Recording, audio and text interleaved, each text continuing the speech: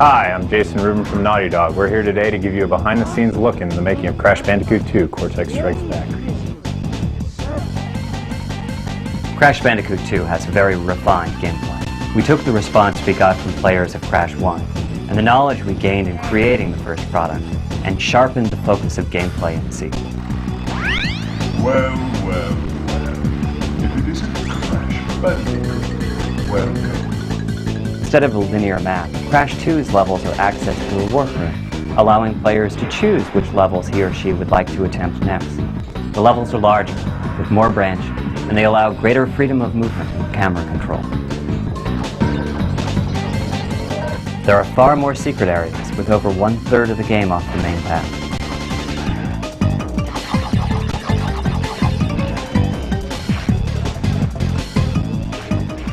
The art's changed drastically between Crash 1 and Crash 2.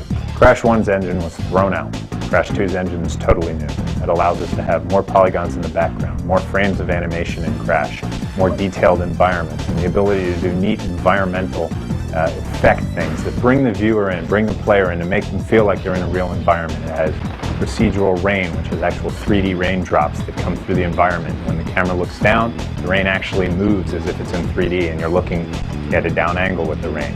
On a snow level, when you're running into the snow comes at you and makes you feel like you're in the level. We have a specular renderer on our gems, which allow the gems to look like gems as opposed to look like really flat shaded things rotating.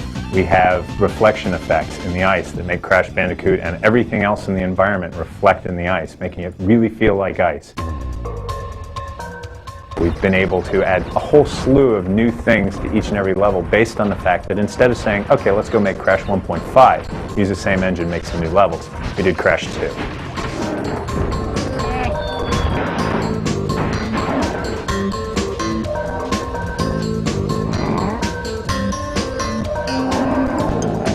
Character animations improved greatly. We have 15 times as much storage for animation in the game and over 20 times as much animation total in the game, allowing almost every death to have its own unique animation that goes along with it.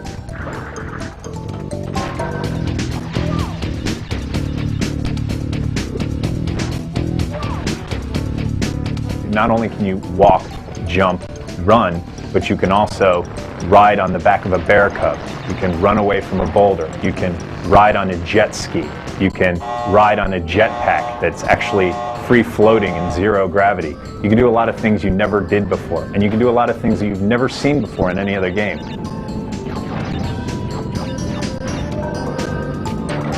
For example, there are levels where Crash can jump up in the air, spin around, and dive underground, creating a little mound, and he can then move around as this mound, getting by everything that's on the surface, but still attacking them by sticking his arm up and spinning them away.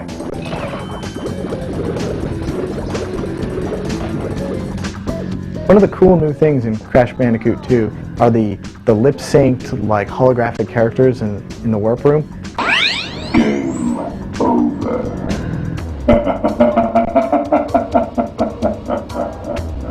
These are particularly cool because they're a combination of tons of people on the team's individual efforts. You got like animators who had to do the facial expressions, the lip syncing with the dialogue, the textures. You had programmers doing like the holographic effect, the lens flare, audio, video spooling, and lip syncing. And it all comes together and brings an artificial character to life in a way that I don't think we've seen before in video games. Another thing I'm really proud of is the way in which we utilize the resource of the CD to bring to the player levels that are probably about 10 times as large as the memory of the PlayStation. We do this by kind of laying the whole level out on disk and bringing it in piece by piece in a transparent manner. And this is a really complicated, tricky technology, somewhere between spooling and virtual memory, and it enables us to use the CD to bring more detail, more game objects, just more stuff into the game. Another thing we're proud of is the sheer number of polygons we muscle through the Crash engine. Just a real lot of detail on the screen, and I think that we can pretty much say that no other next generation game has as much background detail as Crash does.